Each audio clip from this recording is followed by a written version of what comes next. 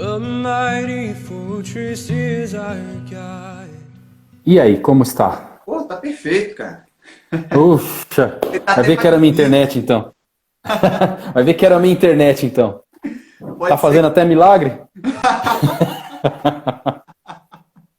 E aí, como é que tá, cara? Tudo bem? Tudo bem, Michael? Poxa, que prazer receber você aqui, cara. É uma honra muito grande. A Selma falou que é bonitão, tá vendo? Não é somente Aí, tá eu fazendo que milagre. falei, não. Tá vendo? Não, a Selma não vale. Selma não vale. Cara, que prazer receber você aqui. Muita honra Cara, mesmo receber. o prazer é meu, viu? Todinho meu. Eu fico honrado com o convite e conversar sobre esses assuntos e com um parceiro ainda de seminário aí. Opa, que honra. Diego, para quem não sabe, não sei se alguém não sabe, né, mas ele é um grande compositor, um grande músico, um violonista, né? Estudou violão clássico, ele é arranjador, produtor musical. Tu é dançarino também não, né? Não é minha praia Ele mesmo. faz tudo. Teólogo, prega, fiquei ouvindo umas pregações suas, pô, fantástico, cara. Deus abençoe sua vida, seu ministério. Amém, Fico honrado em recebê-lo aqui, muita honra mesmo. amém. Prazer é meu, prazer é Mas meu fala um mesmo. pouquinho aí da sua vida, você está em qual igreja? Atualmente eu estou na Igreja Batista Reformada de São Paulo, Sim. né? Tem uma unidade no Ipiranga, né? Que é a que a gente frequenta mais, Uhum. mas também tem uma um pouco mais perto de casa em São Bernardo, que a gente também de vez em quando dá suporte lá. Uhum. E então as pregações que você tem ouvido provavelmente são de lá, né? Que Clássico. eles gravam e eu pego e coloco no meu canal do YouTube também. Uhum. E então eu tô lá na igreja. Eu sou casado com a Larissa, que está aí também na live, e tenho 2 filhos, o Miguel e a Heloísa. A Heloísa está com 3 meses agora, Opa. e então a gente está ainda naquela fase sem dormir direito, né? Uma correria, Sim. né? Com um bebezinho, né? Tá. Mas está tudo bem, graças a Deus. Sim. Tenho me dedicado ultimamente mais à igreja, né, do que ao ministério itinerante que eu tinha.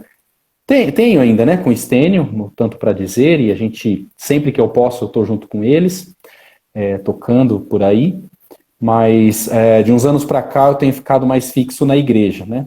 Então eu tenho almejado o ministério pastoral, né, então ainda eu sou bacharel em teologia formado no Martin Bucer, seminário que você também estuda, você estuda, mas ainda não fui ordenado pastor.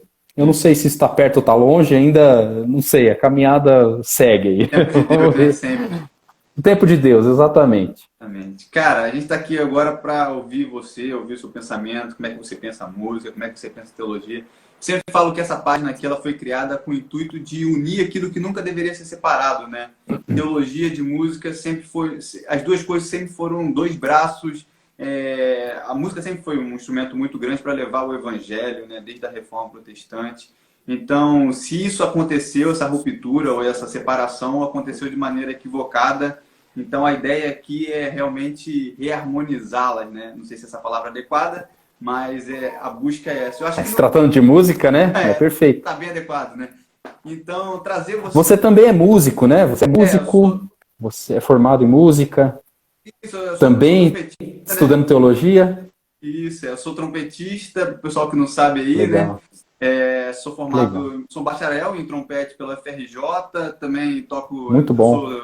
faço parte da Banda Sinfônica da Marinha do Brasil, né? E também toco em orquestras, acompanhando algumas bandas, enfim, né? Toco jazz também. Eu gosto de tudo. Que Sou legal, meio híbrido, fantástico. Muito bom, ótimo. Muito Mas, bom, a gente legal. tá aqui para falar de você, cara. Não, mas é bom saber que a gente vai conversar com um músico de alto calibre, né? Então isso, a conversa fica boa, né? Por conta disso. Big Band, aí, ó. A Selma falou da Big Band. Vai tocar esse ponto aí, talvez. Enfim, cara, ainda dentro desse conceito que eu estava falando para você, né? Tem uma ideia. Primeira coisa é perguntar para você como é que a teologia se uniu à música na sua vida. Se uma veio primeiro que a outra, como é que isso veio fazer parte da sua vida? Você falou assim, eu sou um músico, mas eu sou um músico que gosto de estudar a palavra de Deus, que me importo em estudar a Sagrada Escritura. Isso para mim é minha vida e essas coisas são indissociáveis para mim. Que ponto que você percebeu isso? Sim. O ponto que eu percebi isso ele não é tão antigo, né? É um pouco mais recente. Eu acho que ele vem junto com o descobrimento da teologia reformada, né? Da fé reformada. Eu nasci num lar cristão, então fui ensinado, né, no Evangelho desde sempre. E depois de um tempo, quando eu fui me profissionalizar em alguma coisa, escolher uma profissão, né, para trabalhar, tem um rolo aí e tal, mas enfim, entrei na música, né, fui trabalhar e me preparar para ser músico mesmo. Então eu estudei na Fundação das Artes durante 5 anos, estudei escola de música desde os 10 anos de idade, né, meu pai me colocou para estudar música desde os 10 anos de idade. E então, assim, com a convivência da igreja, e a igreja que eu participava era uma igreja muito musical, então eu desenvolvi a música a partir da igreja, né? A igreja me ajudou muito Igreja Batista. Me ajudou muito, né, a desenvolver essa questão musical, inclusive essa questão de arranjos e tudo mais, né? Eu tinha bastante liberdade, né, na minha igreja para fazer isso. Depois de um tempo, eu quis ser músico profissional, então eu me preparei para tocar onde fosse necessário. Claro que eu queria tocar muito bem violão, e eu queria conhecer o violão a fundo, então eu achei que o caminho do violão clássico, ele me daria mais essa ferramenta, e realmente me deu. Eu acho que eu sou satisfeito, né, com esse caminho que eu tracei com o violão clássico, né. Não sou satisfeito como músico, né, mas eu sou satisfeito com esse caminho, né, que eu tracei. E esse caminho me levou a tocar nos Vencedores por Cristo, o que me fez viver, digamos assim, ou me dedicar mais tempo no ministério, né? Música a serviço do reino, né? Então eu fiquei quase que integralmente nesse ministério durante 2 anos, e depois desse ministério, com VPC, depois desse ministério, aí o caminho ficou aberto, né? Ficou aberto para trabalhar com música na igreja. 2 anos depois eu conheci o Estênio, e foi aí que eu entrei mesmo, né? A gente fez essa parceria desde 2008, né? A gente tá junto, e o Estênio tem uma influência muito grande, né? Nessa questão, né? Porque eu não sei se as pessoas conhecem o Estênio, esse lado do Estênio, né? Geralmente conhece ele como poeta, como compositor e tal, mas ele é formado em teologia, né? Pelo Seminário Presbiteriano Conservador, e conhece muita teologia, né? Então, eu fui influenciado por ele, querendo ou não, tive essa influência. E aí a gente passou por um tempo, até no ministério, né? Por umas transformações. E essa transformação passou pela teologia reformada, por entender, né? Claro que foi uma obra do Espírito na nossa vida, né? E fez a gente levar mais a sério o trabalho que a gente fazia do ponto de vista teológico. E isso passou por o que eu chamaria, assim, da minha conversão também. Eu acho que eu passei por uma conversão quando eu entendi que realmente eu era pecador, né? E que existia ali um ranço de justiça própria, né, eu consigo pelos meus méritos, né, fazer alguma coisa no reino de Deus. E quando isso foi destruído, eu percebi que eu precisava reconstruir agora esse entendimento, né, e a fé reformada então veio como colocar esse alicerce, né, para que eu pudesse fazer música agora com esse sentido, né, sobre esse viés, né, que para mim agora tem todo significado, né. Todo significado. Então é isso, eu acho que se explica aí, né, a música para mim se uniu com a teologia quando eu conheci a teologia reformada, né, e aí a coisa começou a crescer. E olha, eu já tinha discos gravados, eu já tinha, né, uma produção já feita, então eu acho que eu passei por uma transformação muito grande nessa caminhada, né? Por isso que eu digo que um álbum feito, ele é uma foto, porque Se eu pudesse voltar no tempo, eu faria outra coisa, né? E é interessante você Mas falar enfim. isso, ô Diego, porque, na verdade, quando você fala que essa mudança, essa transformação se deu quando você conheceu a teologia reformada, e isso é um conselho, fica de conselho para os jovens que estão descobrindo agora a teologia reformada, que, na verdade, tem criado dentro de si uma pessoa totalmente desgarrada da igreja, desgarrada da vida e pensando isso de forma independente, né? Como se ele fosse o único palito no mundo, o único biscoito fora desse conceito, né? E a teologia reformada, na verdade, faz isso aí que você falou, ela transforma a nossa vida no sentido da produtividade, de servir a Deus, de buscar a Deus, de servi-lo. Olha aí que lindão. Esse é o Miguel. Não. Costuma participar das lives aqui. Miguel é o nome que eu quero dar do meu filho. É um nome que está bastante na moda. Mas enfim, só falando que como você descobre a teologia reformada, ela precisa produzir isso em nós, esses frutos, né, de produtividade, de servir ao reino, de progredir como profissional, né? Isso que aconteceu com você, eu acho isso muito maravilhoso, né, cara? E deixa eu te perguntar mais uma coisa. E qual a importância para você, Lindão, qual a importância para você de estudar teologia, né? Ser formado no Martin Luther, estudar teologia no processo composicional das letras, das poesias? Você acha que isso tem a ver ou você conseguiria compor da mesma forma sem ter esse background da teologia? Olha, eu acho que a teologia ela é importantíssima, né? Mas ela não é uma... digamos assim, se fosse só a teologia também para compor boas músicas, então os pastores todos estariam aptos a compor, né? E não é esse o resultado que a gente vê, né? Então, a teologia, para mim, ela realmente me ajuda bastante a ter um critério, a perceber as doutrinas que estão envolvidas, né, naquele texto, ou aquilo que... Às vezes você faz uma abordagem de um tema, e aí você percebe, agora que você tem teologia, as implicações daquilo. Então você é mais cauteloso com as palavras que você usa. Por exemplo, eu fiz uma música chamada Verbo Divino, que é baseado no credo de Calcedônia, no credo niceno, né? E aí, você, por conta do estudo teológico, você passa a ver esses documentos com maior valor, né? Com maior beleza, com maior importância. Se você não estuda teologia e não gosta da teologia, ou não tem esse apreço, essas coisas vão passando, né? Então, às vezes, você perde oportunidades de fazer uma música melhor. Mas, assim, eu acho que uma pessoa não precisa ter teologia para fazer boa música. Só que ela precisa conhecer teologia de alguma maneira, né? Ela não pode ser inocente, né? Dentro dos assuntos que a gente aborda, os assuntos que alimentam a igreja.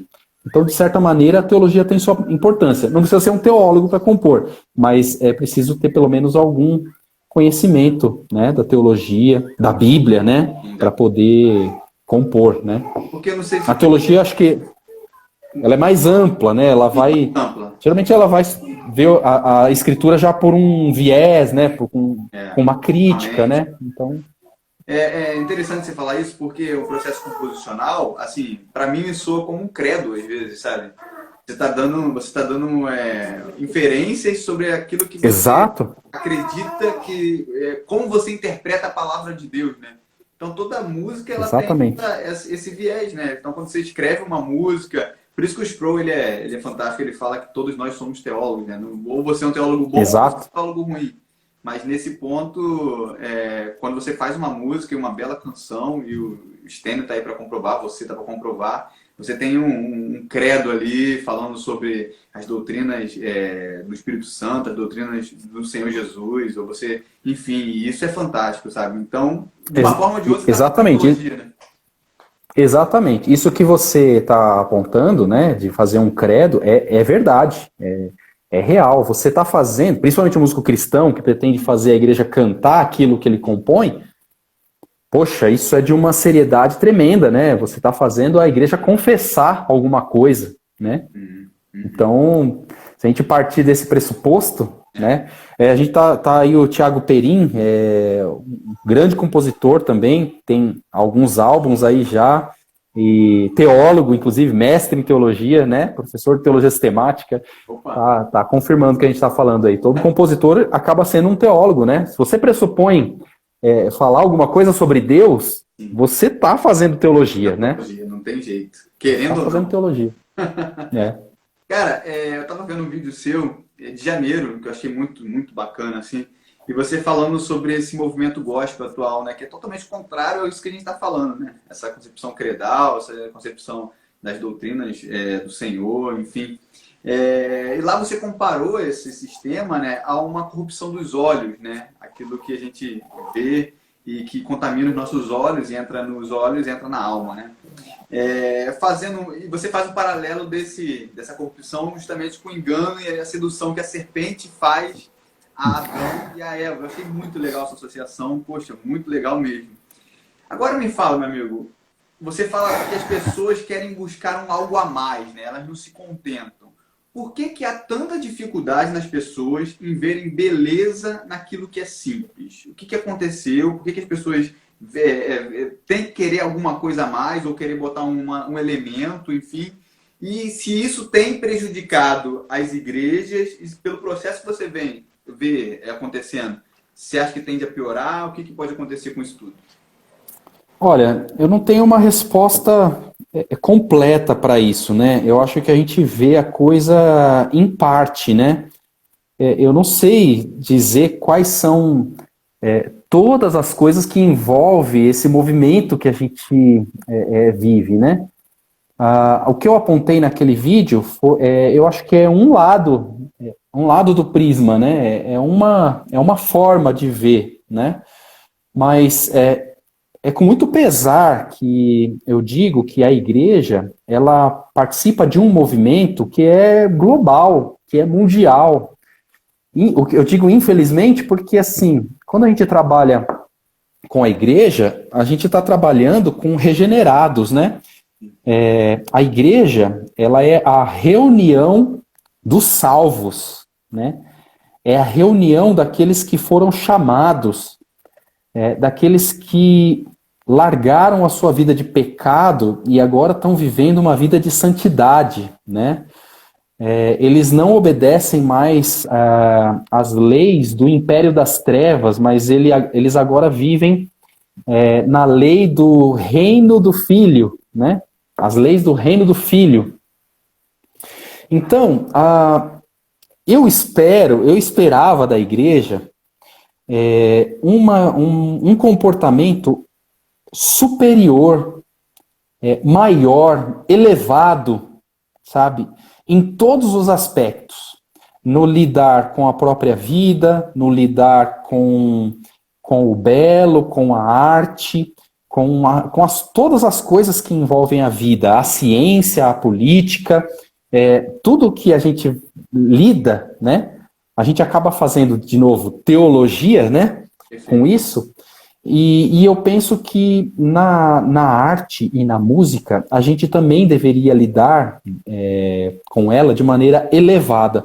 Mas não é isso que a gente observa, né? O que a gente observa é que dentro da igreja há o mesmo movimento de empobrecimento da arte, da linguagem, dos meios de comunicação, de tudo, né, do pensamento, da filosofia, há um empobrecimento geral, né, mesmo dentro da igreja. Eu posso colocar essa questão como... Não, então significa que existem muitas pessoas não convertidas dentro da igreja. Isso é fato. Talvez existam muitos ímpios dentro da igreja. Mas enfim, ou então pessoas pessoas que se converteram, mas ainda são imaturas, né? Estão assim no beabá, né, do evangelho. Então, esse movimento que eu vejo, que ele entrou muito fácil né, dentro da igreja cristã. A igreja abraçou esse movimento gospel como sendo legítimo, como sendo algo realmente feito, né, ou nascido no seu interior, dentro do seu movimento evangélico. Mas isso não é verdade. Né? Esse movimento gospel, ele nasceu de uma produção de marketing, né, de um pensamento industrial, de produção de massa. E aí olhou-se, né, o meio evangélico como uma fatia do mercado, como um nicho, e não como algo original, algo onde a gente deve... algo que você não pode explorar mercadologicamente, né? Então eu vejo isso, por isso que eu digo naquele vídeo que eu comparo... eu usei o texto de Coríntios, né? Onde Paulo fala da simplicidade e da pureza de Cristo, né? A igreja perdeu a simplicidade e a pureza de Cristo porque está com os olhos no discurso da serpente, né? E eu vejo que a gente está caminhando por isso. Por que a gente abraçou a música gospel com tanta facilidade? Porque essa coisa rasa, essa coisa pobre, que fala alguma coisa sobre Deus, mas não é um credo, né? Não é uma declaração de fé, né? Não é um... Perfeito. A gente abraçou isso porque a gente gostou desse mercado, né? Então é isso que eu atribuo. A igreja, ela foi corrompida pelos olhos e abraçou, né, esse tipo de música, né? E hoje forma, é difícil de uma certa tirar. forma até divinizou, né? Porque eu vejo assim uma fome, uma sede para que esse movimento seja presente dentro das igrejas, até, não sei, tentar conseguir músicos para reproduzir aquele tipo de música, ou tentar conseguir meios, ministérios, pessoas dançando ali na frente, fazendo algum tipo de atividade, para que seja atraente, né? Então isso acabou estando acima, né, da palavra cantada, né? A gente precisa cantar a palavra, a gente está aqui para poder... a voz da igreja é a voz da Escritura. Então o Solo Escritura fala isso, né? Que a gente precisa ser guiado o tempo todo pela Escritura, né? Então, se a gente não entende isso e fica botando os nossos olhos naquilo que não deveria, né? Como você falou, né? Aí a gente não se contenta com todas as árvores do jardim, né? E fica somente com os olhos naquela árvore, né? Então, eu fiz essa comparação porque, na verdade, o que o Paulo está dizendo ali é que todo o processo pecaminoso começa com o pecado. Isso é afirmado pelo apóstolo João, né, em 1 João. Ele fala que é a corrupção dos olhos, a soberba da vida, o orgulho, né, da vida, a soberba da carne, né, a corrupção dos olhos, a corrupção da carne e a soberba da vida, né? Então, é um processo pecaminoso, né, que a gente vê. As pessoas se encantaram com algo que veio de fora sem pensar, né, sem pensar naquilo que estava fazendo, né? O Daniel Bianchini coloca aí, a teologia errada levou o gospel a se tornar relevante nas igrejas. É isso aí.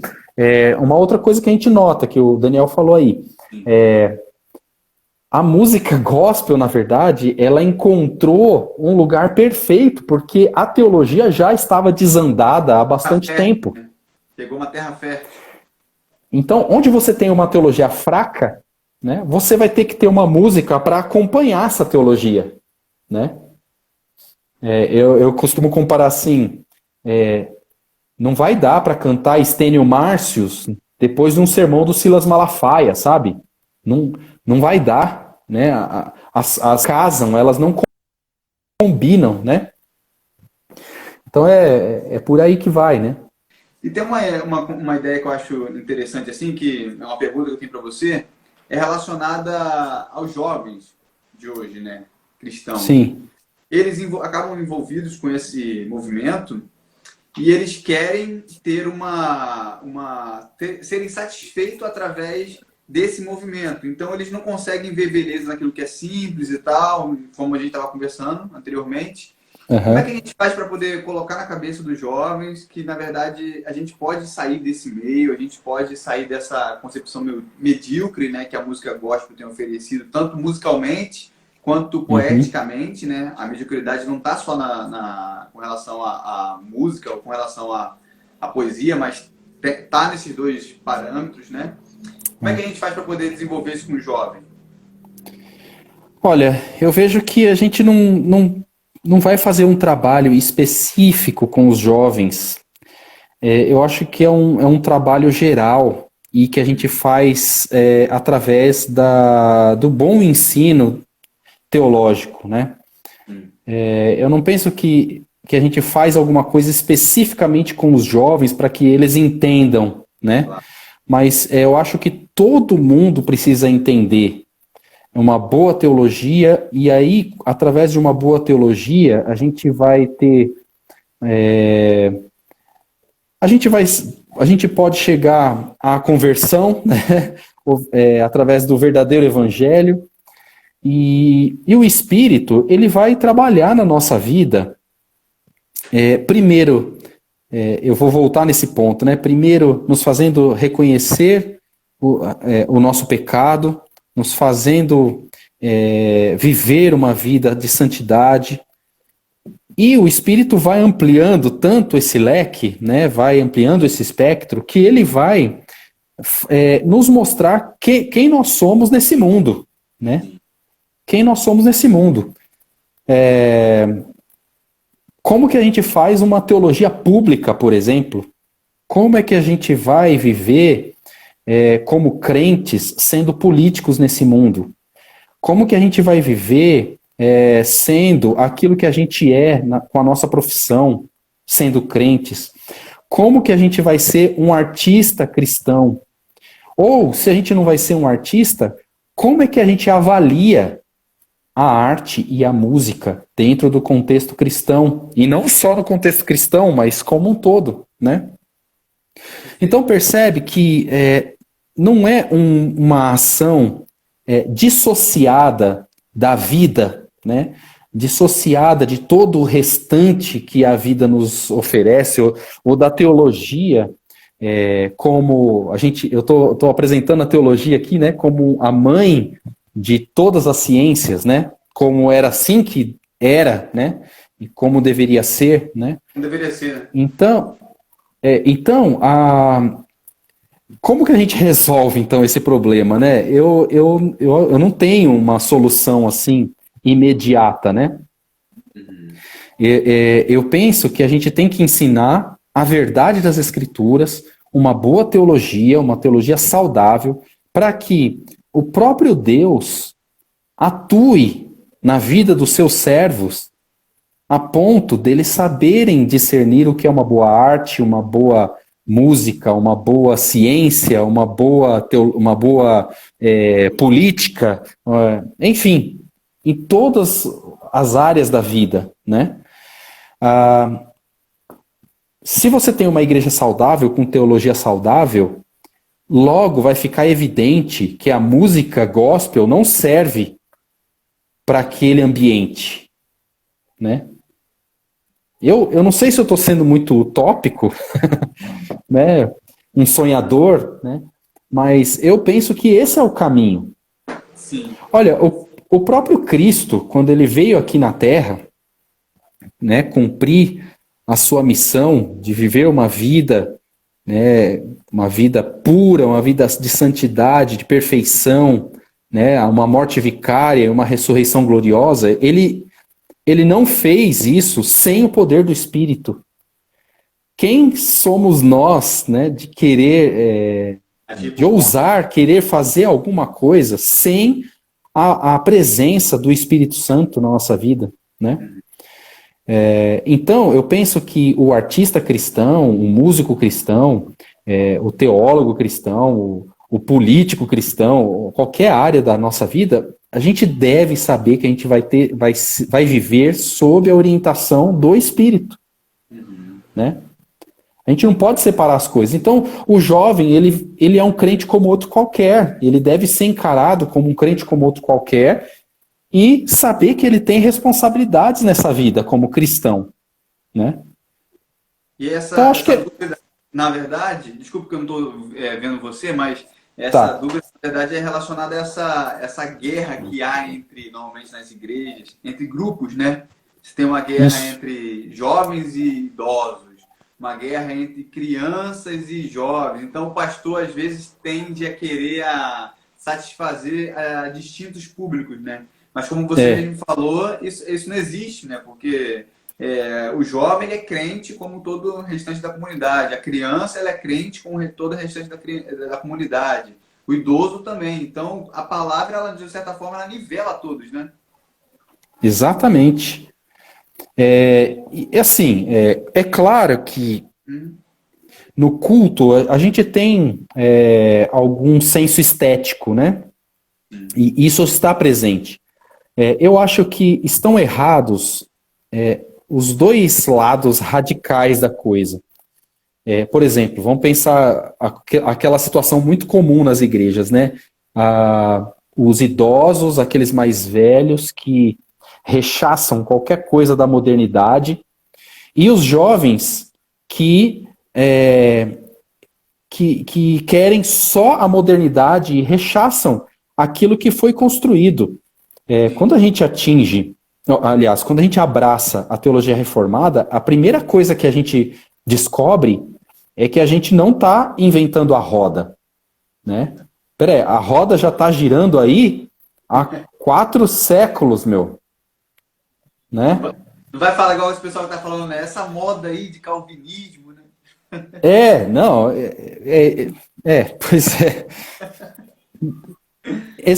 A gente precisa mostrar que, peraí, olha, existe uma tradição, existe uma cultura que ela é maior do que a nossa vontade, né? Mas, ao mesmo tempo, isso, até a gente conversando com o Stênio, a gente chegou nesse ponto, né? E ele colocou isso uma vez, né? E eu achei que foi bem oportuna a palavra. A gente também precisa respeitar como que os jovens, eles se manifestam, né? Em termos de música, em termos de adoração. Não significa que só porque é do jovem é legítimo, não é isso que eu estou dizendo. Mas aquilo que tem valor, sendo feito pelos jovens, também pode ser observado e adicionado, né, ao culto, né? E aí qual é o valor, né? Que valor a gente observa? Aí a gente observa a letra, se é boa, se ela é aproveitável para o culto, se ela é bíblica, se a música é bela, se ela enaltece, né, a glória de Deus. Enfim, aí a gente vai usar os critérios artísticos e os critérios da palavra para poder avaliar essa arte, né? Perfeito, meu irmão. Tá muito ruim participar aqui sem me vendo congelado aqui. Eu consigo ouvir bem, assim. Acho que o pessoal está conseguindo ouvir bem também. E o conteúdo está muito bom. É interessante porque essa ideia você falou da beleza e do propósito que tem o culto com relação ao canto congregacional, esse é um grande ganho da reforma protestante, né? Porém, isso também é uma característica das igrejas reformadas, a questão do canto congregacional. Isso é uma característica muito Sim. apropriada das igrejas reformadas. Eu queria entender, na verdade, com você o seguinte: as pessoas tendem a ligar o canto congregacional com uma cultura musical pobre. Eu sei que isso não seria o correto, mas é o que as pessoas costumam associar. A ideia do canto congregacional com os elementos musicais sendo trabalhados de forma... porque simples é diferente de pobre, mas às vezes as pessoas tendem a entender como pobre. Confundem as coisas, Confundem as coisas.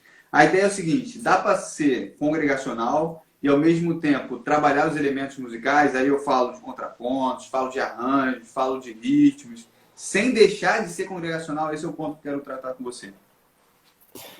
Olha, eu pessoalmente, né, acho que é possível, mas eu acho que na cultura que nós estamos, eu acho que a gente precisaria aí de uns, sei lá, de uns 100 anos ou mais para a gente começar a fazer um trabalho para que a gente tenha uma verdadeira arte, digamos assim, no Brasil, né? Eu estou dizendo mais na nossa cultura, né?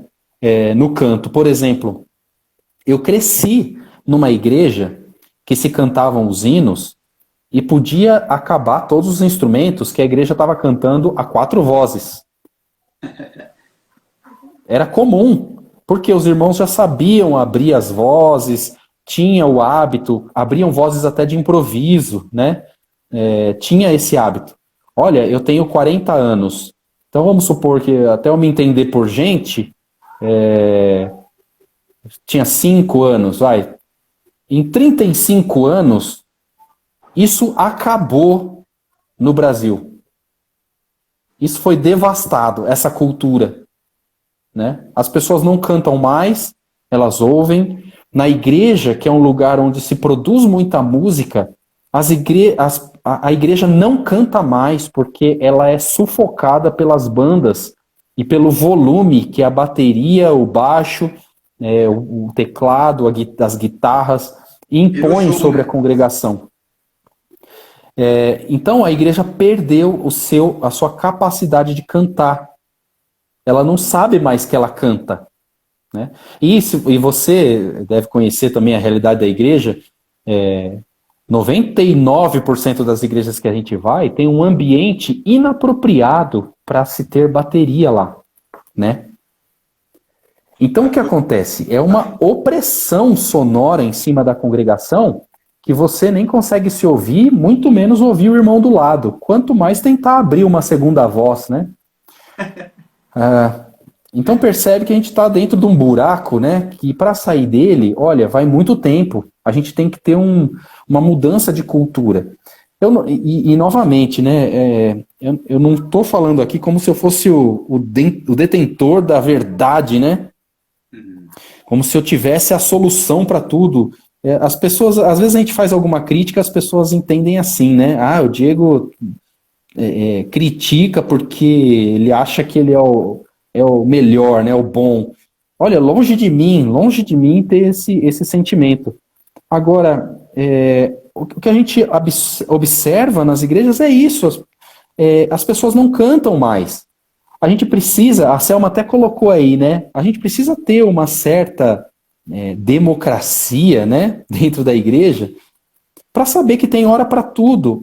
Por que a gente não canta lá 2, 3 cânticos congregacionais com a banda e cante lá 2, 3 hinos também, a capela com a igreja, ou então com um acompanhamento menor, né? Por que a gente não mescla essas coisas para que a igreja consiga desenvolver também esse outro lado, né? Eu acho que uma coisa não elimina a outra completamente, mas a gente precisa ter sensibilidade, né? A gente precisa ver a coisa com mais beleza, com mais arte, né? Eu participei da igreja do Jonas, né? Da Igreja Batista da Palavra. Eu fui e lá, ela tava... Um parênteses, eu fui lá ano passado, assisti um culto, tive cultuando com os irmãos lá, e foi foi fantástico.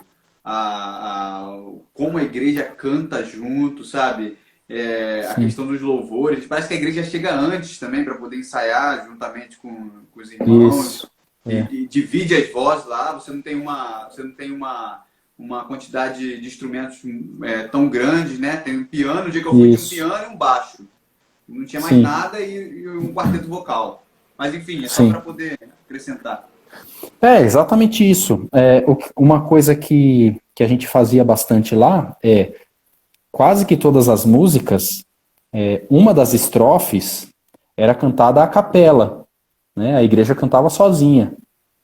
Isso é muito bom, é um exercício excelente, porque a igreja, ela até se emociona, sabe, em ouvir a própria igreja cantando. Parece que a letra, ela ganha uma beleza maior quando a própria igreja canta aquilo a capela. Né? Você ouve o seu irmão do lado cantando com vigor certa verdade, alguma verdade da Bíblia, né? Isso tem um impacto muito grande na vida da igreja, né?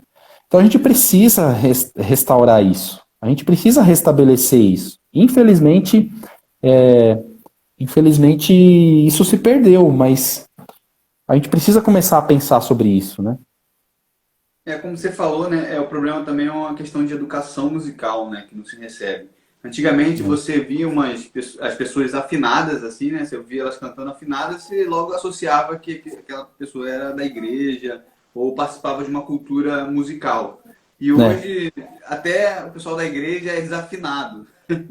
Porque não tem esse hábito de cantar, como mesmo você colocou aí, né? Não tem essa concepção lá, não, que eu tenho que cantar, que eu tenho que buscar afinar. Isso aí, você fazendo desde criança, você cria essa concepção de forma até natural, né?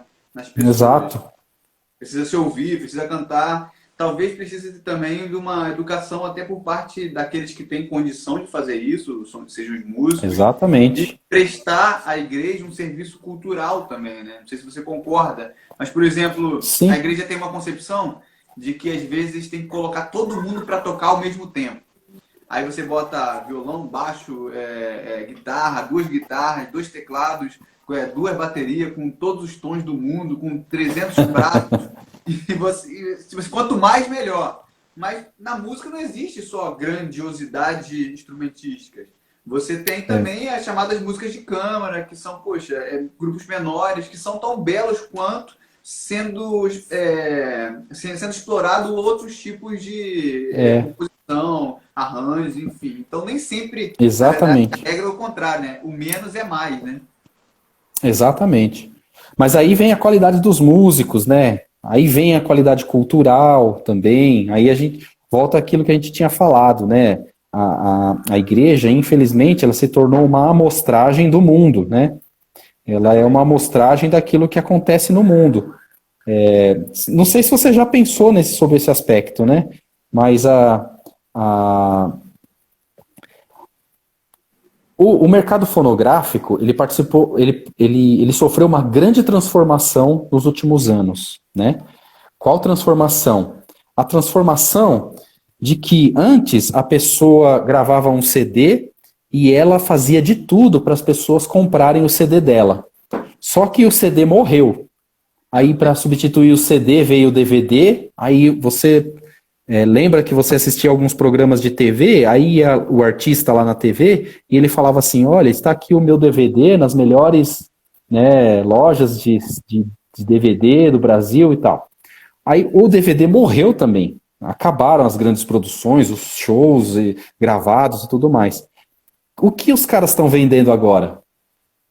Eles estão vendendo show, porque não vende mais, né? Então é show que eles vendem. E aí, o conteúdo das músicas acompanha a indústria. Veja qual é o conteúdo das músicas populares hoje. É pegação, é balada, é beber até cair, e todo tipo de coisa que acontece no contexto do show. Né? Então é isso que é vendido hoje. Todos os sertanejos universitários têm esse conteúdo. É beber, é cair, é pegar, sabe? Verdade, todo Diego, tipo de coisa. Nos shows as pessoas estão preocupadas com tudo, menos com o próprio show. Exatamente. Então não é. O cara ele paga o ingresso para ir no show para fazer essas coisas, para se emocionar lá, enfim. E para nossa tristeza, o mercado evangélico, é triste usar essa expressão, mas é isso mesmo. O mercado evangélico, gospel, ele vai pelo mesmo caminho. Ele não vende mais, ele vende experiências espirituais. Exatamente. Ele vende aquela coisa sobrenatural, exatamente. Né? Então vende o show, o cara vende o show. Você vai assistir o grande artista porque ele é abençoado, porque lá você vai sentir o espírito, lá você vai ter uma série de expressões, né? De sentimentos manifestados ali e tudo mais. Por isso que assim, eu fico muito triste com as coisas que têm acontecido dentro da música evangélica e até na dita reformada. Né? Até naquilo que se chama reformado, porque o estereótipo, a estrutura, parece que eles estão buscando a mesma coisa que é feito fora, né? Exatamente. Então eu fico cismado, eu fico sempre cismado com aquilo que parece mais do mesmo, né? Aquilo que vem como uma ferramenta utilizada pelo mundo, então a gente vai usar aqui também, né? Enfim, Tá dá dando para se certo, falar muito sobre tá isso. dando certo. Tá vendendo, a gente vai fazendo, né? Cara, Exatamente. e essa característica congregacional, né, que é ligada às igrejas reformadas, enfim, ou deveria ser, deveria ser porque eu conheço muitas igrejas reformadas, inclusive igrejas presbiterianas, sou presbiteriano, que não possuem essa característica na prática, né? Normalmente Sim. são cultos com shows, enfim, com pegadas de banda, com solos de guitarra, enfim, nada contra o solo de guitarra, mas estou falando só da questão que a gente está falando do canto congregacional. Ainda ligado numa pegada Mark Dever, né? Não sei se eu estou mas falando sobre uma igreja saudável, você consideraria que o canto congregacional pode ser, ou o canto comunitário, pode ser considerado uma marca de uma igreja saudável? Claro que a gente tem as marcas essenciais, não é isso que eu estou falando. Mas é uma característica de uma igreja saudável reparar na sua adoração coletiva de forma unânime, de forma audível para todos os congregantes, para toda a congregação. Isso é uma característica de uma igreja saudável também? Com certeza, com certeza. A igreja saudável, ela se preocupa com o que é cantado, porque a música ensina tanto quanto a palavra, né? Eu diria que até mais, né? As pessoas apreendem mais a música até do que o sermão. Fixam mais. Por exemplo, músicas como essa aqui, por exemplo, né? A ti, ó Deus, fiel e bom Senhor, eterno Pai, supremo benfeitor, nós, os teus servos, vimos dar louvor. Aleluia, aleluia. Poxa vida. Por que a gente deixou de cantar isso, né? Por que a gente...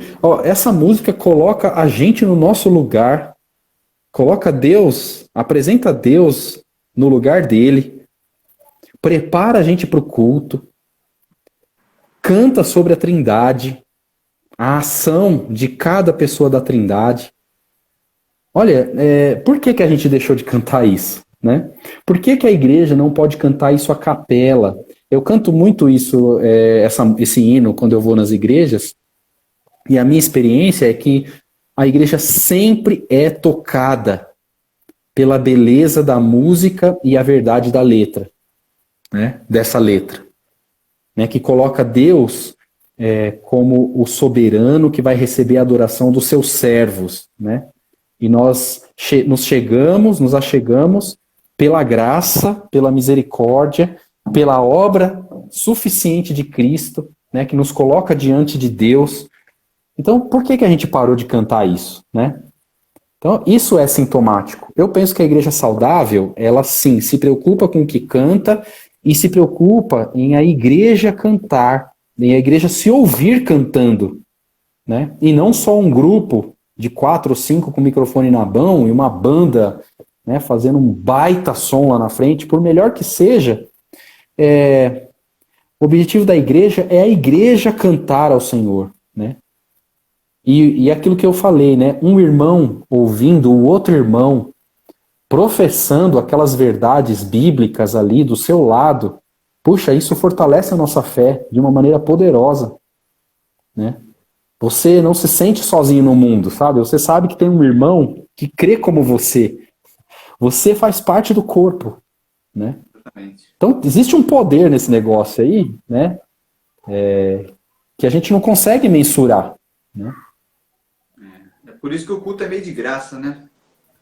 Exato, exatamente. A gente aprende, é edificado e a gente oferece coisas a Deus sendo pecadores, né? Claro que a gente não oferece nada em nosso nome, a gente oferece pela obra e pelo nome de Cristo, né? Que ofereceu a Deus o culto perfeito, né? Mas nós estamos ali, né? Nós podemos cantar, oferecer até as nossas vozes desafinadas, né? Para Deus, né? Como meio de adoração ao Senhor, né? De louvor ao Senhor. E quem pegou muito bem essa ideia assim de comunicar as verdades do Evangelho, da palavra de Deus, foi o próprio Lutero, né? Ele falava que o sermão que ele pregava, as pessoas na outra semana já não lembravam. Isso é normal, né?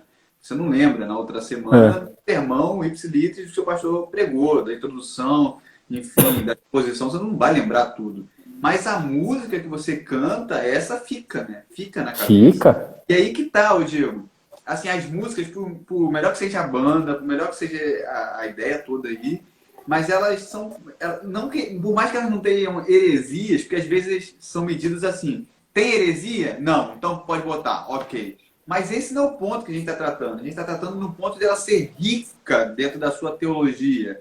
E a música, ela tem que, como você está falando aí, ela tem que comunicar verdades essenciais do Evangelho, da Sagrada Escritura. Exatamente. Como você falou, comunicar talvez a questão da trindade na música evangélica, comunicar a união hipostática, o mistério da dupla natureza de Cristo. São coisas, são verdades difíceis, né, que a gente não consegue compreender, são verdades às vezes até paradoxais, mas que a gente precisa cantar e isso vai internalizar na nossa alma, né? Exatamente. O Daniel Bianchini, um amigão meu, ele colocou aqui, na questão das igrejas reformadas, como presbiteriano, percebo em muitas maior preocupação com a pregação, descuidando da teologia das músicas cantadas. Isso é uma verdade, né? Isso é uma verdade. O pastor, às vezes, é zeloso com a pregação ali, mas ele não se dá conta que o que foi cantado antes ou depois, disse, né?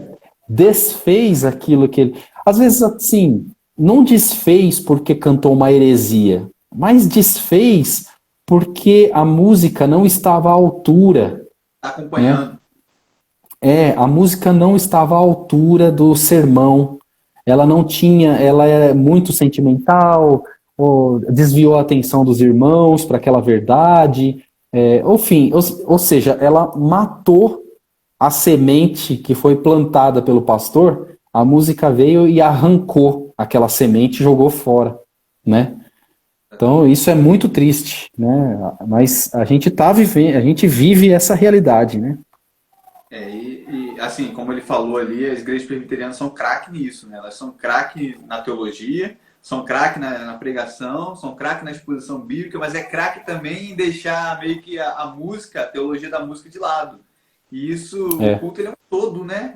Você não pode deixar outros elementos do culto de lado, enfatizando, embora a pregação seja o principal do culto em si, mas a gente precisa entender o culto como um todo, né? Como você vai falar, senão a gente vai viver uma esquizofrenia, concorda? Exatamente, exatamente. A gente infelizmente vive essa esquizofrenia, né? A gente vive, infelizmente. Mas a gente rouba, por exemplo, na minha igreja, a gente faz uma coisa que para mim é mortal. Pregação, depois da pregação, tem a oração, a bênção apostólica, ok, encerra o culto e aí vem os avisos. Ok, assim, terminou o culto, os avisos estão fora do culto, teologicamente não há nada de errado, mas vamos pensar que o pastor ali lutou, né? O pastor lutou para criar um ambiente, né? Para expor a palavra, que essa palavra penetre nos corações, toque as emoções, né, das pessoas. E logo depois vem os avisos. A gente vai ter a festa do sorvete, né? Vai ter o nosso acampamento.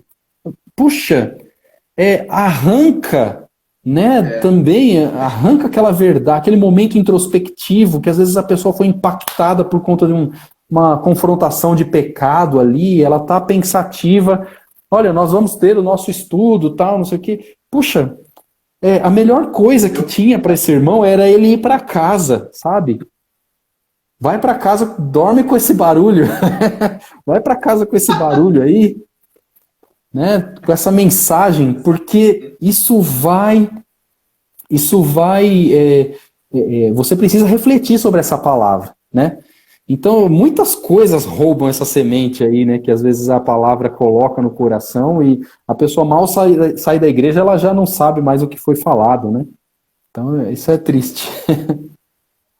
Exatamente, isso mata toda essa concepção de que a gente precisa. Estava conversando antes com a Simone, que ela falava disso, né? De ir para casa conversando com as crianças sobre o culto, né? Conversando como foi o culto e tal. E isso vale para nós, assim, de ir para casa na meditação da palavra de Deus, né? Meditar naquele culto, se preparar para o culto, se preparar tanto antes do culto, tanto no pós-culto, né? A nossa semana ela precisa girar em torno do domingo, né? Girar em torno daquilo que a gente pensa como adoração comunitária. E isso às vezes não acontece. Quando faz essa atitude aí de dar um anúncio, ou mudar de assunto do nada, ou sei lá, fica totalmente dissociado, né, o culto. Fica em parte sem Exatamente. conjunto. E aí mata Exatamente. toda a ideia comunitária que o culto precisa ter. Infelizmente a gente vive assim, igrejas extremamente pragmáticas, né? As pessoas têm dificuldade em confiar em Deus mesmo, né? Em confiar assim, que Deus faz, Deus vai fazer. Olha, você não precisa dar insistentemente aqueles avisos lá. Olha, não adianta transformar quem não é convertido em alguém parecido com alguém convertido, sabe? Não adianta, não adianta. A Daiane Rocha Custódio colocou aí, será que esse declínio musical não tem acontecido com mais frequência devido ao fato dos pastores atuais, não generalizando, não ter noção nenhuma de música? E isso com certeza também é um fator, né? Com certeza é um fator. Os pastores manjam às vezes muito de teologia, mas aí eles ignoram às vezes o poder da música, né? O poder que a música tem, né? O estrago que a música pode fazer, né? E aí a coisa se perde mesmo. Exatamente. Exatamente. Cara, tem também uma. Eu vim de um conceito assim, eu descobri a fé reformada mais velho. E eu vim de meio pentecostal, né? Fui criado na Assembleia de Deus e aprendi música na Assembleia de Deus. A Igreja da Assembleia de Deus tem essa cultura, né? De ensinar música, ensinar teoria musical, enfim, instrumento de sopro. E lá a gente tinha muitas essas ideias de banda, né? Ou banda sinfônica. Eu fui criado em concepções de Big Band. Então na minha igreja tinha muita Big Band, solo, jazz, enfim, né? A Selma falou um negócio interessante. Os seminários não tocam nesse assunto, é verdade. Exatamente, ignoram esse assunto. Não tem nem matéria de música, né? Para os pastores, futuros pastores, enfim. Mas aí, Diego, tô querendo falar o seguinte contigo. Tem espaço para esse tipo de música dentro do canto congregacional? Música instrumental? Não estou falando nem de um jazz, nada disso, mas uma música que não necessariamente leve a comunidade a cantar, mas apenas a assistir aquela, vamos dizer assim, uma apresentação e refletir acerca daquilo. Olha, a gente vai ter que entrar numa questão que é puramente teológica aí, né? Por exemplo, a gente está oferecendo culto a Deus, né? O culto, quem deve ser adorado, quem deve estar em evidência, né? É Deus, né? Então, se a gente presta culto a Deus, deixa eu só responder o Geandro aqui. Ô, Geandro, a gente tá com problema de internet aqui, por isso que eu tô travado aqui, tá? Mas eu tô travado, a gente resolveu fazer assim mesmo, só com áudio, tá? Valeu. Depois eu vou botar na edição, eu vou botar uma foto dele bonitona aí, vai ficar lindão. Então, se a gente presta culto a Deus, a gente deve adorar a Deus como Ele deseja ser adorado. É mais ou menos como eu prestar eu vou fazer uma festa de aniversário para você, viu, Michael? Opa. E aí eu levo lá um carro de som na porta da sua casa. tocando qualquer música lá e tal, mas você odeia aquela música, você odeia carro de som, Mas você você não fez de quer. coração? Você fez de coração, tá valendo. Então, se eu fiz de coração, mas você, de qualquer maneira, vai odiar aquela música que tá tocando lá fora e te expondo ao ridículo, né? Aquele carro de som lá, né? Então, então a questão é, você deve se preocupar o que Deus fala sobre o culto que deve ser para ele, né? Então, eu penso que eu gosto muito de Big Band, eu gosto muito de música instrumental, eu praticamente só escuto música instrumental, mas eu acho que esse momento da música instrumental, onde a congregação ela fica passiva ali ouvindo, eu penso que ela deveria ser feita fora do momento de culto. Fora do momento de culto. A não ser que fosse feito num prelúdio ou pós-lúdio, que é momento de preparação para o culto e um momento de despedida, né, digamos assim, do culto. Né? Porque eu não vejo nas escrituras assim esse momento passivo da congregação, né? Eu vejo a congregação ela participando o tempo todo, inclusive na pregação da palavra, né? Ela está ali ouvindo aquelas proposições lógicas, aquele ensino, e ela está aplicando aquilo ao seu coração, ela está criticando também aquilo que é pregado para ver se aquilo está certo, né? Se aquilo que está sendo pregado é verdade, que ela pode ser, ela realmente é edificante, ela abençoa, né? Agora, se eu não vejo espaço para isso de acordo com o princípio regulador do culto, né? Eu não vejo. Assim como a gente deve ter bastante cuidado também com participação de coral no culto. Eu acho que coral pode ser muito edificante para a igreja. Por exemplo, eu acho que um coral, antes da mensagem, por exemplo, você cantar uma bela música, né, com um texto edificante, com um texto bíblico ali, eu acho que pode preparar muito bem os corações para receber a palavra, né? Eu não sou radical a ponto de não ter nada, né? Mas eu acho que a gente deve fazer tudo com muito cuidado, né? Com muito cuidado, porque é culto para Deus, né? O culto deve ser feito conforme a sua palavra, né? E não, Conforme os nossos digamos corações. assim, aí você falou um negócio, né, provocador aí, né? Provocativo, né? Mas é sincero. Pois é. Como diz o Martin Lloyd Jones, né, no livro dele, é sincero, mas errado, né? Sinceramente errado. Sincero, mas errado. Porque a sinceridade só ela não basta, ela precisa estar regada com a verdade, né? Então você tem que fazer com sinceridade, mas tem que fazer aquilo que Deus quer com sinceridade, né? Não aquilo que você quer para te agradar. Isso é um pecado muito grande que os músicos cometem muitas vezes, né? Você falar mal da música que a pessoa gosta, olha, você pode xingar a mãe da pessoa e ela não vai ficar tão ofendida do que você falar que a música que ela gosta, ela não tem as qualificações ali para ser usada no culto, né?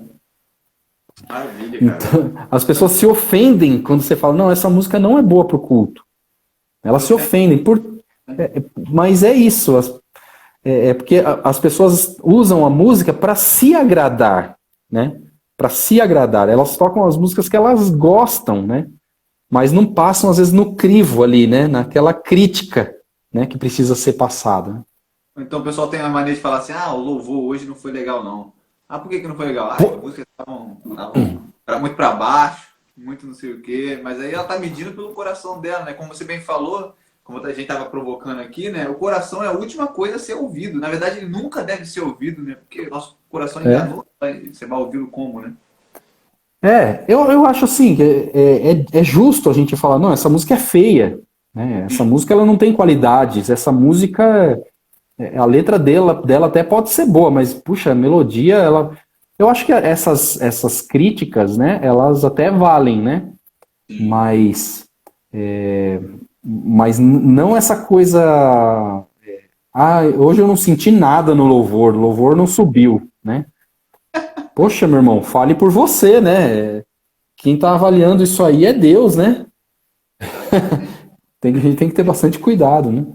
Ter bastante cuidado. Isso também toca naquele ponto também que a gente, isso mais dentro da concepção musical, né?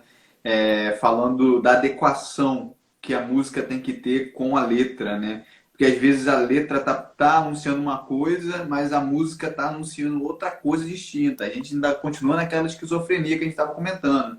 A É, música, sei lá, alegre, a música em si alegre, e falando do sacrifício de Jesus na cruz, sabe? Ou a é. música falando, a música em tom menor, alguma coisa assim, falando da redenção, da glorificação final, né? Da Nova Jerusalém. Então tem coisas que tem que combinar, né? Também. Eu fico pensando assim, como você vai falar de coisas profundas, coisas difíceis, numa linguagem pop? A Poxa. Selma até escreveu aí, dissonância cognitiva. Isso aí é bem interessante. É isso mesmo. Eu fico pensando o seguinte, olha, vamos fazer uma música pop. Eu gosto de música pop, não tenho nada contra a música pop. Eu, por exemplo, sou fissurado por Michael Jackson, né? Eu gosto muito, assim, eu acho de uma arte, uma beleza incrível, né? Tu botou o pop lá no Mas alto. é, mas pega assim uma música pop e usa ela como plataforma para dizer algo profundo. Olha, eu acho mais fácil você usar o rap para falar algo profundo do que uma música pop, né? Sim. Eu não sei, eu acho que as linguagens não se combinam, sabe?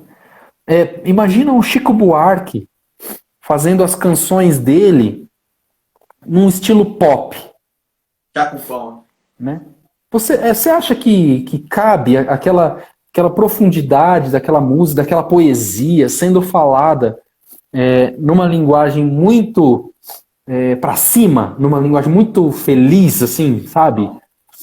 Então, eu penso que o pessoal que faz essa crítica de que a música tá triste, ou a música tá para baixo, a música da igreja às vezes é chata porque ela é sempre meio para baixo e tal, e fica exigindo que tenha músicas alegres e festivas, elas não compreendem muito sobre estética musical, sabe? Elas não compreendem muito. Tem Exato. certas coisas que não dá para você falar de maneira alegre. É. Não tem como. Assim como a gente também não precisa falar só de coisas tristes, né? Mas eu acho que as coisas envolvidas, que envolvem a teologia, a realidade da igreja, elas são reflexivas, elas são feitas para a gente pensar, né? Então, Perfeito. nem sempre dá para você usar uma plataforma de música alegre, feliz e né, esfuziante para falar uma coisa que é densa, né? Exatamente. Aqui o Diego Leonan, lá do Ceará, está perguntando como o pastor poderia orientar os músicos da igreja, na igreja, né, quanto à teologia, principalmente na escolha dos cânticos. Né? Ele é da PIB do Planalto, Calcaia. Sim. Ah, sim, acho que eu conheço o Leonan, né? Conheço o Leonan, é da igreja do pastor João Eduardo, pastor querido. Um abraço para você, Leonan. Olha, eu acho que o pastor deve ensinar teologia para esses músicos, né?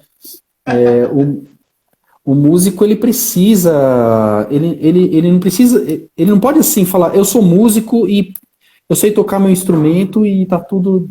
dissociado, tudo separado, uma coisa não tem relação com a outra, né? Eu acho que não dá para ser assim, né? Eu acho que as coisas precisam caminhar juntas. O músico precisa ter comprometimento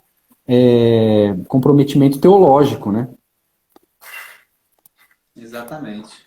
O Só aí a Diego, coisa vai mudar. Diga. vai mudar. A gente está caminhando para o nosso final. Antes Beleza. disso, eu queria tratar uma coisa com você e pedir que você encerrasse uma canção, né? Tá. A pergunta é o seguinte, cara. Você é um cara preparado musicalmente, você estudou, você se preparou, estudou a técnica do seu instrumento, né? Estudou a parte teórica também. Aham. Enfim, por que a gente vê ainda hoje nas nossas igrejas músicos ruins, ruins mesmo, assim, cara, batera sem ritmo, nada contra a batera, mas batera sem ritmo, o cara tá fazendo harmonia, mas não sabe fazer harmonia. O que acontece muitas vezes na igreja é, você tem um cara só para segurar, às vezes, normalmente é guitarrista. O cara é o único cara para segurar a harmonia do gig, né, como a gente fala na linguagem musical, e o Aham. cara quer ficar fazendo solo, não tem noção musical, estética musical nenhuma, então... É, como é que, por que isso acontece? Como é que isso pode ser mudado nas nossas igrejas? Assim, esse preparo, encarar a música do culto de maneira séria, de maneira, vamos botar aqui no meio do nosso vocabulário, de maneira profissional, que aquilo deve ser bem feito, que deve ser bem executado. Como é que a gente faz para isso mudar? Olha, eu não sei. Você estava perguntando, eu estava pensando, puxa, o que fazer para mudar, né? Eu volto lá atrás, né? Eu volto no que a gente já falou. Eu acho que as nossas igrejas, elas são uma amostragem do que acontece fora dela, né? Infelizmente, né? Outrora, e ainda é um pouco assim, né? Os músicos que compõem as bandas aí fora, que acompanham artistas, via de regra, começaram suas carreiras nas igrejas, né? Também. Começaram a tocar nas igrejas. Você deve conhecer muitos músicos que foram crentes, que não são mais, estão tocando lá e tal, principalmente sopro, né? Vieram da Assembleia. Só de sopro, a maioria veio da igreja. A É, maioria. vem da congregação, vem da Assembleia e tudo mais. Eu Até fico porque. pensando, Sim, pode falar. então eu fico pensando por que antigamente tinha pessoas estudando piano e hoje não tem mais? Por que tinha gente estudando instrumento e hoje não tem mais? É por conta do declínio cultural que a gente está vivendo, né? A gente... a Selma bateu aí. Hoje colhemos os cursos do Diante do Trono. Então, esses ministérios, eles vieram para achatar um pouco, né? Achatar um pouco essa visão da música, né? Colocaram uma coisa bem simples, facinha e tal, tiraram os hinos, né? Enfim. Eu acho que a gente precisa, na igreja, recuperar essa coisa. Olha, o mandato cultural, a gente precisa dominar sobre as artes, a gente precisa dominar sobre a ciência, sobre todas elas, as ciências médicas, ciências políticas, todas elas filosóficas, a gente precisa dominar sobre as artes. Então a gente precisa fazer a melhor arte. Eu acho que a igreja, mais do que ninguém, precisa produzir arte de qualidade. Quando a gente tiver esse entendimento teológico bem sedimentado no coração dos crentes, né, bem ensinadinho ali no coração dos crentes, aí eu acho que a coisa pode mudar, né? Verdade. A igreja tem essa responsabilidade. Exatamente. E outra coisa, né? Não é o fato de que o culto congregacional precisa ser simples, é que ele tem que ser pobre, né? Simplicidade não Exato. tem nada a ver com pobreza. Você pode fazer Não, algo nada a ver.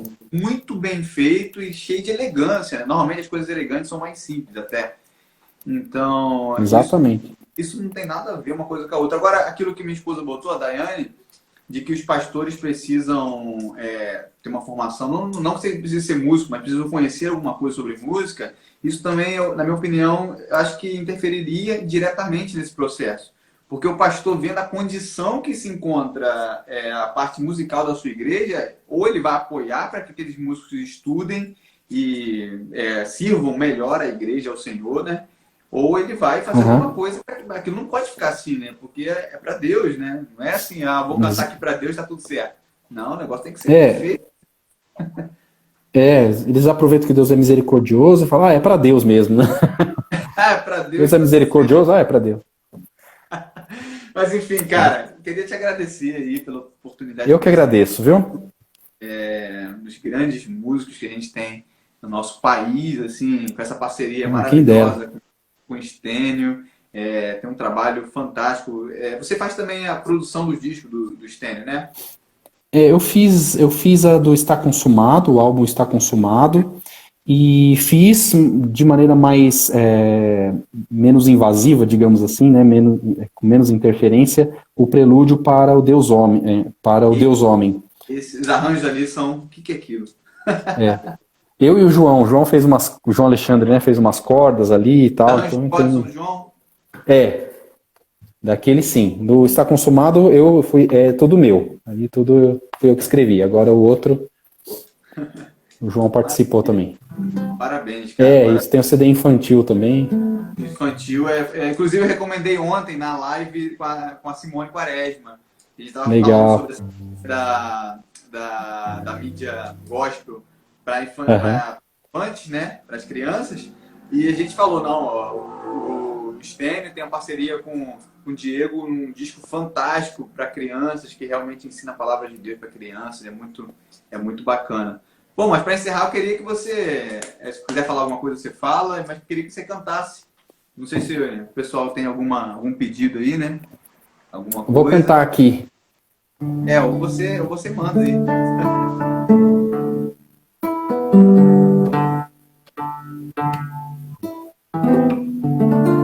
Vou cantar a música Armadura, que é Efésios 6.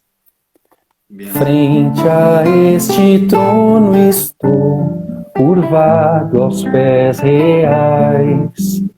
Seu reinado é justo, sua mão fiel, generoso em tudo ele é. Adestrou as minhas mãos, mandou-me pra guerrear. Preparado estou para defender sua honra e o reino seu. Cingindo a verdade, no peito a justiça, a fé meu escudo para os dardos desviar.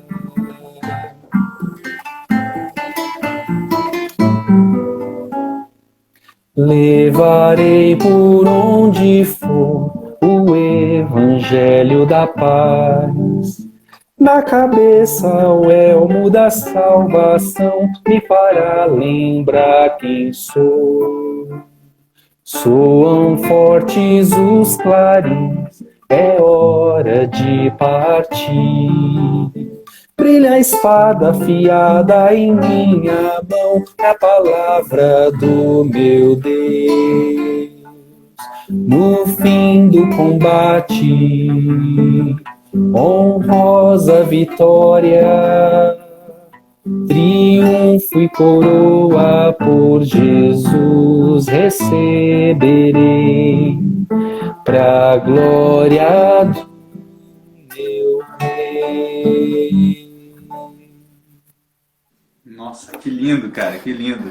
Pessoal, vocês que estão ouvindo aí, é disso que a gente está falando. A gente pegou tudo que a gente falou, materializou agora nessa canção linda. A gente está falando sobre armadura, sobre o contexto de Efésios 6. Ele fez uma música totalmente, você me corrige se estiver errado, mas com uma pegada totalmente medieval, tratando no meio dessa linha, assim. Ele consegue dobrar a melodia com a voz e com o violão, que deixa essa linha melódica totalmente ornamentada nessa onda que ele quer transmitir a mensagem, né? A melodia, ela tá por cima de tudo. Eu acho fantástico. Assim, é a minha impressão que eu tenho.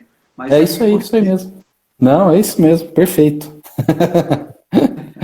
Valeu. Obrigado, Michael. Muito obrigado por esse papo. Deus abençoe aí. Também. Beijo nas crianças, beijo na esposa aí também. Obrigado. Você também, viu? Deus abençoe sua família aí. Deus abençoe. Obrigado mais uma vez.